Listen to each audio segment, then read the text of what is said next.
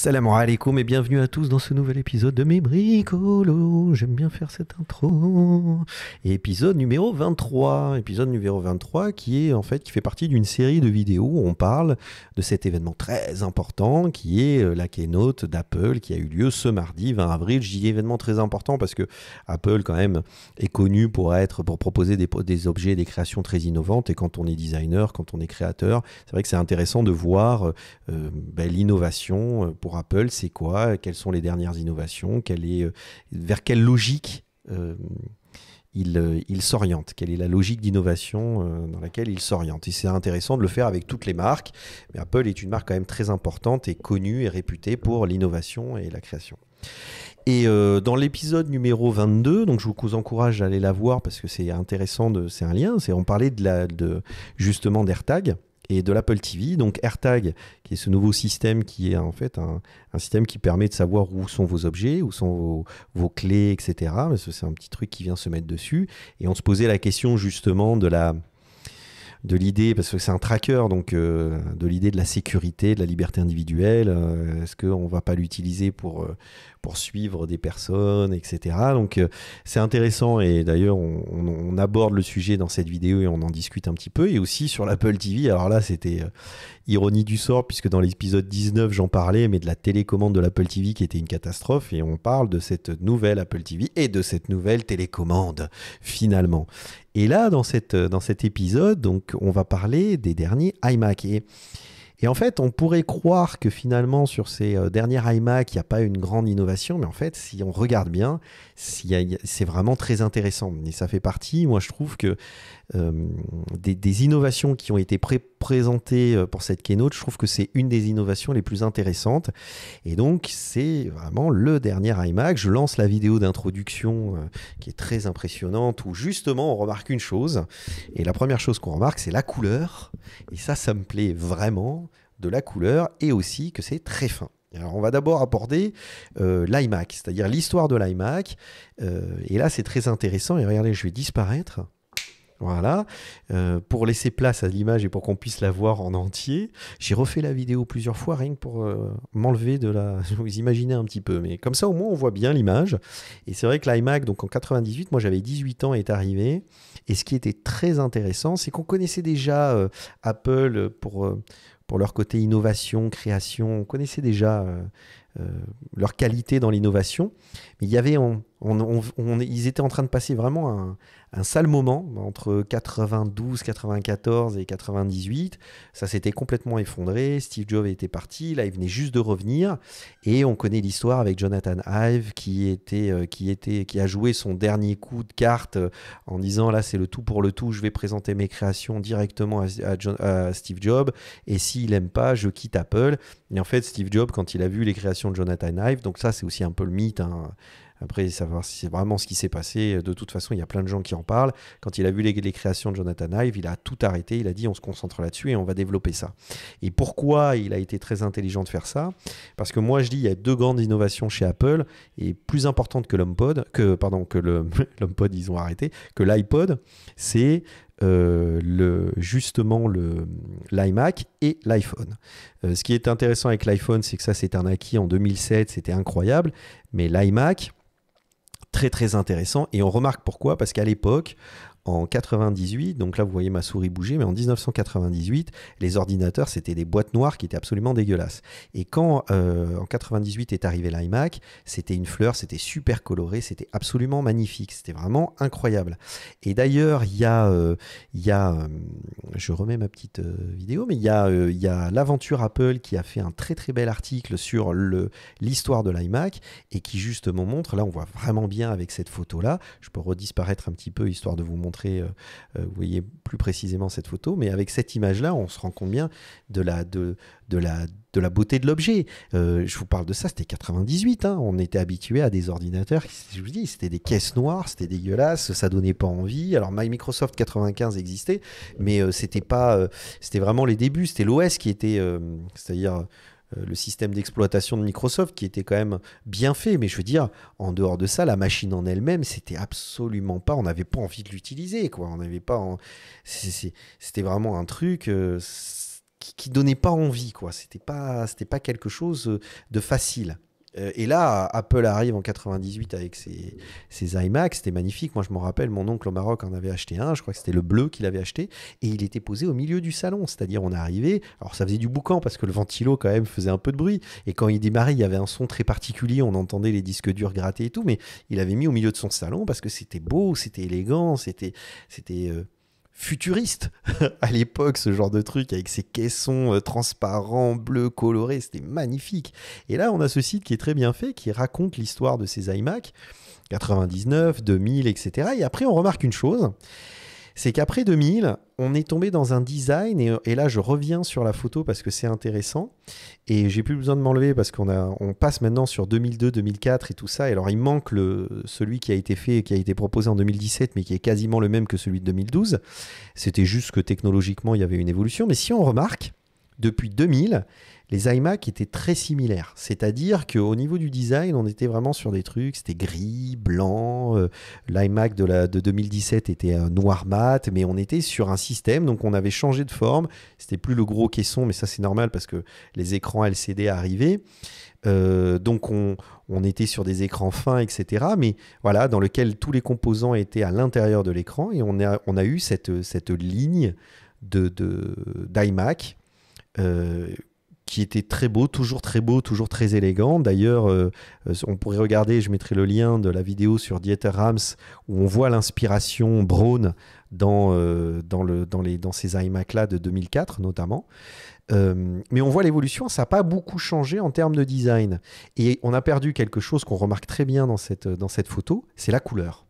Et là, c'est vrai que ce qui est très intéressant, c'est que les nouveaux iMac, ils ont gardé ce design, sauf que là, on est vraiment dans un objet extrêmement beau, extrêmement épuré, et on retrouve la couleur. Et ça, c'est quelque chose qui est hyper intéressant. Ça faisait donc 20 ans que la couleur avait disparu des iMac, et on était resté sur des teintes très sombres, noir mat, gris anthracite, gris, etc. Et là, on se retrouve avec une machine colorée, élégante, très fine. On a un design qui est beaucoup plus dans la ligne. C'est-à-dire, on est plus proche des iPhones et des iPads que des Mac et MacBook. Donc ça, je trouve ça très intéressant, et c'est surtout hyper fin. Alors pourquoi c'est hyper fin? Parce qu'en fait, et je pense que c'est pour ça qu'ils ont ramené la couleur, parce que finalement, il y a un saut qualitatif qui est énorme. C'est-à-dire qu'en 98, il y avait vraiment l'envie chez Apple de proposer des ordinateurs qui sont vraiment différents de ce qui se faisait sur le marché. Mais là, aujourd'hui, Apple arrive avec ses nouveaux processeurs, les processeurs qu'ils fabriquent eux-mêmes. D'accord? C'est pas des processeurs Intel, donc il y a vraiment un bon qualitatif en termes de hardware, c'est-à-dire de technologie embarquée, qui est énorme. Parce qu'on sait maintenant, avec le recul, puisque ça fait 1 an que les MacBooks sont sortis avec les processeurs M1, c'est incroyable. La puissance de ces machines sont absolument incroyables. Et c'est vraiment quelque chose, c'est un énorme bon qualitatif. C'est-à-dire qu'on attendait, là et maintenant, tous les Macs vont être équipés M1.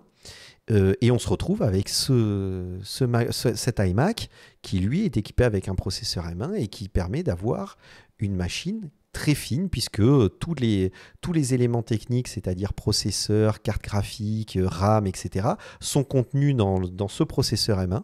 Et donc, ça permet d'avoir un objet très fin et très élégant. Alors, ce qui est intéressant de savoir aussi, en dehors de la couleur, parce que ce qui est génial, c'est que ils ont vraiment fait des super belles couleurs qui sont des clins d'œil. Si vous reprenez la photo, cette photo qu'on a ici, où on a ce bleu, ce violet, ce vert, ce rose et cet orange, je veux dire, regardez. On est sur cet orange, on est sur le bleu, on est sur le vert, on a cette couleur un peu rouge-rose, enfin c'est rose-gold, enfin c'est vraiment magnifique. Enfin, je veux dire, c'est un très très bel objet. Mais on remarque une chose, et ça, là, c'est moi qui fais mon interprétation dans la logique de design d'Apple. C'est qu'en fait, on a l'impression que c'est un iPad sur un pied. C'est-à-dire que ce qui est très intéressant, c'est que si vous regardez, on a une épaisseur d'iPad, on a une taille. Alors, on a un écran qui fait quand même, c'est un 24 pouces, donc les écrans, le plus grand écran d'iPad, c'est 13 pouces. Mais finalement, si vous regardez bien, c'est un iPad sur un pied. Et moi, je pense, et là, je réfléchis je fais du prospectif, c'est-à-dire je me mets dans la tête des designers d'Apple. Je pense que l'iPad, l'iMac vont fusionner et qu'on va se retrouver avec un ordinateur qui va être cet écran équipé de processeurs M1 et qu'on va pouvoir décrocher et utiliser chez soi, transporter, déplacer, etc. Et qu'en fait, on n'aura qu'un pied qui permettra d'avoir un confort de travail plus important, plus intéressant avec le clavier et la souris, donc garder ce confort de travail, mais pouvoir décrocher l'écran pour pouvoir l'accrocher ailleurs et avoir ce nomadisme de l'écran, parce que là, on est quasiment sur un iPad. Et je veux dire, c'est vraiment quelque chose, si vous regardez vraiment l'épaisseur de l'écran, on est sur une épaisseur d'iPad. Et d'ailleurs, on va parler donc dans la prochaine vidéo, on parlera de l'iPad, du dernier iPad qui... Alors, il est en deux versions. Il y a une version 11 pouces et une version 13 pouces. La version 11 pouces et 13 pouces sont équipés des processeurs M1. La seule différence, c'est que la version 13 pouces a un écran absolument incroyable. Mais ça veut dire quoi? Ça veut dire que l'iPad a la même technologie embarquée que l'iMac. C'est-à-dire que maintenant, aujourd'hui, la seule différence que vous avez entre l'iMac et l'iPad, c'est l'OS. Parce que sur iPad, on a un OS qui est iOS, c'est-à-dire le système d'exploitation qui est celui de l'iPhone aussi, alors que l'iMac, on est sur Big Sur, qui est le système d'exploitation macOS. Donc c'est juste le système d'exploitation qui change. Mais moi, je vous garantis que dans les années à venir, comme on est sur une base d'un processeur identique, on n'a pas besoin d'avoir deux systèmes d'exploitation. Les systèmes d'exploitation vont fusionner et vous allez avoir des écrans de tailles différentes avec des pieds, etc. Et que l'iMac va devenir l'iPad et l'iPad va devenir l'iMac. J'en suis sûr de ça. Mais ça, c'est ma réflexion et je trouverais ça hyper logique. C'est-à-dire en termes d'évolution de design, qu'on ait un écran qui soit amovible et qui nous permette d'avoir une différente attitude par rapport à l'objet et à l'interaction et au travail qu'on veut réaliser avec cet objet, j'en suis convaincu. Il n'en reste pas moins vrai qu'aujourd'hui, je trouve que c'est vraiment un objet qui est vraiment très innovant, qui est vraiment une prise de risque, parce que mettre de la couleur sur une machine de cette taille-là, avec ce que ça implique en termes de fabrication, c'est un vrai parti pris.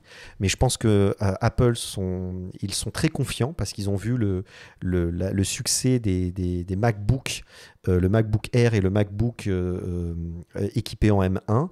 Donc je suis sûr qu'ils sont rassurés et qu'ils se disent, voilà, pour ce nouvel iMac qui arrive avec ce nouveau processeur, pour nous, c'est aussi important que le iMac de 98. Donc on va retrouver la couleur. Et moi, je suis très content qu'on retrouve. D'ailleurs, je me plaignais dans la vidéo antécédente, la vidéo numéro 19, je me plaignais que iMac, sur le plan du design à proprement parler, rentrait dans une espèce de sobriété qui était très lassante.